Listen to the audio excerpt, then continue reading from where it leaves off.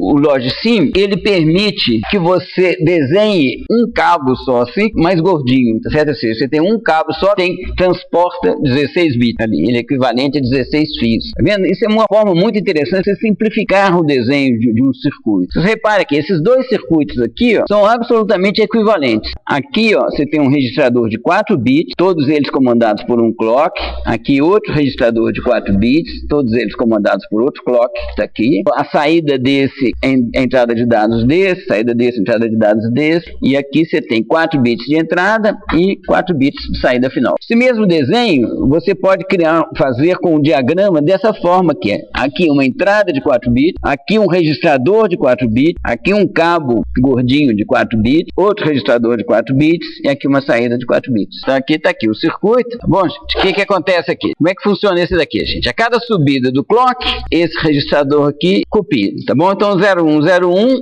ele aqui copiou, baixou, fica aqui desse jeito. Você pode mexer aqui agora, não acontece nada. Se você passar esse aqui de 0 para 1, ele copia a entrada. Esse outro aqui, gente, como é que seria isso aqui? Aqui a gente pode mudar a entrada dessa forma aqui. Então seria 1100.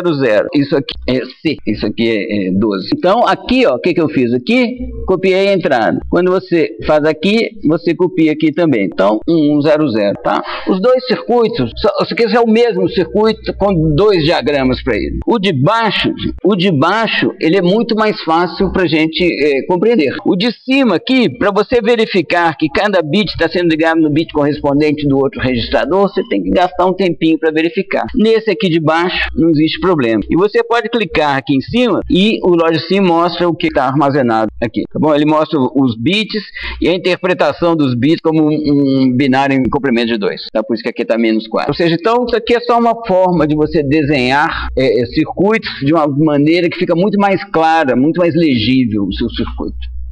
Se a gente tem um fio de 8 bits, de vez em quando você quer distribuir esses bits. Um circuito novo aqui. Aqui, ó, uma entrada aqui, gente, eu posso dizer que essa entrada tem 6 bits de dados. Então aqui fica a minha entrada.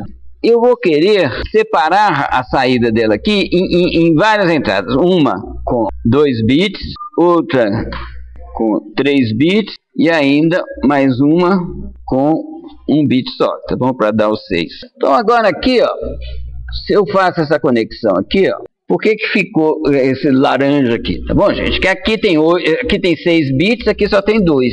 Então, isso aqui você não pode fazer dessa forma, tá? Então, o que a gente faz? Tira isso daqui. Nós vamos colocar aqui um distribuidor. O distribuidor, ele vai ter o seguinte. Aqui tem uma tradução errada, tá bom? Isso aqui devia ser número de ramificações. Eu quero 3 saídas, né? 3 ramos para sair aqui, tá bom? Então, eu coloco 3 aqui. Eu vou querer isso aqui com 3 saídas. Então, agora aqui... pera lá. E a largura em bits tem que ser 6, para ficar compatível. Então agora, se eu faço essa ligação aqui, ó, eu peguei os bits 0 e 1 e passei para cá. Se eu ligar esse com esse aqui, ó, o que acontece? Ele fez uma distribuição inicial, nesses 3 ramos, ele pôs 2 bits para cada um. Então você tem que alterar isso daí. Para você alterar, você clica sobre isso daqui. Então, o que eu quero fazer? Eu quero passar esse daqui para o pino 1. Então eu coloco aqui no 1. Então agora ficou com 3. E agora eu posso ligar esse nesse daqui. Se eu mexer nesse pino aqui, ó, eu estou mexendo nesse bit aqui, tá? Nesse bit aqui, entra ali. Esse daqui, aquele ali, aqui nesse meio. Com esse último aqui, naquele lá de baixo, ok?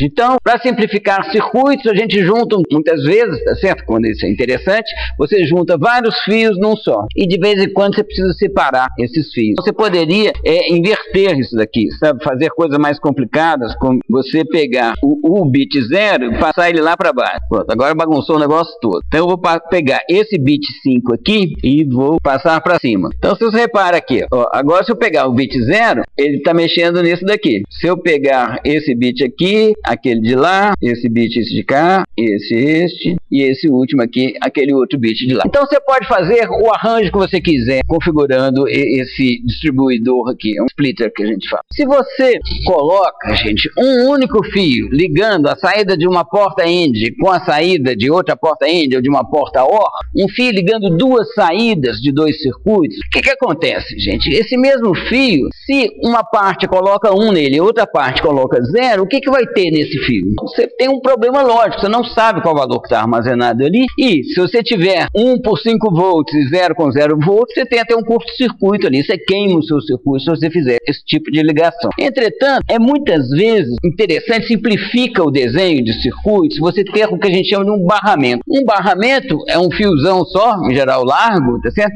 Que você liga a diversos componentes dos seus circuitos, entradas e saídas. Como você liga esse barramento a mais de uma saída, você pode ter esse problema de conflito. Você tem dois valores diferentes sendo colocados no barramento. Para possibilitar isso daí, você necessita de um controle adicional. Você necessita desse elemento de circuito aqui que a gente chama de controlled buffer. A ideia é o seguinte: toda saída ligada ao mesmo barramento se passa através desse controlled buffer. E de todos os controlled buffers que estão ligados ao mesmo barramento, só um deles pode ter o valor 1 num dado instante de tempo, ok? Para impedir conflitos. Porque quando ele está em 0, ele isola aquela parte do circuito. Quando ele está em 1, o elemento que está conectado aí, ele coloca os seus dados no barramento, ok? Vamos ver aqui o seguinte circuito, gente. Nós temos aqui esse circuito aqui, tá bom? Um barramento aqui, se você clicar nele aqui, ó, tá vendo? O Logicsim mostra XXX porque não tem nada dentro. Se eu quiser colocar 3 nesse barramento, tá vendo? Eu coloquei 3 aqui nessa entrada. Se eu clicar aqui, ó, não tem nada. Mas se eu passar esse aqui para 1, eu vou ter esse valor aqui, tá bom? Colocado no barramento, ok?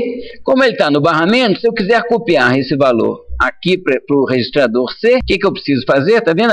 O barramento está ligado à entrada do registrador C. Então, eu passo esse clock de 0 para 1 e coloco 3 aqui. Ok? Vamos ver outra coisa aqui, gente. Vamos pegar aqui, ó, 1, 0, 1, 0. Vou colocar 10 agora no registrador B. Então eu coloquei 10 aqui, tal como está, não tem ninguém no barramento, tá? E eu vou passar isso aqui para 1. Aí agora eu tenho o valor 10 no barramento. Tenho 10 no barramento, e, portanto eu tenho 10 aqui na entrada D desse registrador B. Eu passo aqui de 0 para 1, tá bom? Aqui tá A em hexadecimal 10. Ok? Copiei isso daqui. Então agora, vamos supor que eu quero, com isso aqui igual a 1, eu quero copiar o valor de C no registrador A. Se eu passar esse aqui para 1, o que aconteceu aqui, gente? Eu tenho 2 controlled buffers, tá bom, ligados simultaneamente. Bom, então tem um conflito aqui e o Logicsim mostra isso com esse vermelhão ali. É mais compacto, né? Para caber.